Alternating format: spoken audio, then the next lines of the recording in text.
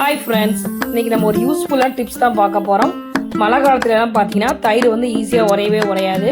So அது எப்படி வந்து ஈஸியாக உர ஊற்றலாம் அப்படின்ற வீடியோ தான் பார்க்க போகிறோம்.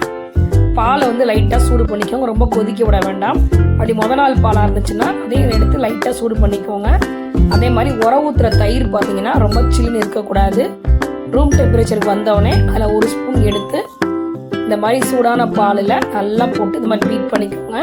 நீங்கள் இந்த மாதிரி பீட் பண்ணாலும் சரி, இல்லை தமிழில் 2 ஆற்றினாலும் சரி, 2 பண்ணாலுமே உங்களுக்கு சூப்பராக உறைஞ்சிரும். ஸோ நல்லா போட்டு இது நல்லா கலக்கிட்டு மூடி போட்டு மூடிடுங்க.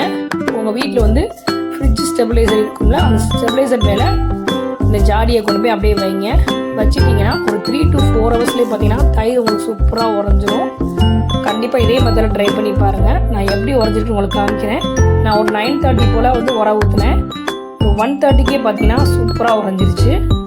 கண்டிப்பாக இதே மாதிரி ட்ரை பண்ணி பாருங்கள், ரிசல்ட் நல்லாயிருக்கும். வீடியோ பிடிச்சிச்சின்னா லைக், ஷேர், கமெண்ட் பண்ணுங்கள்.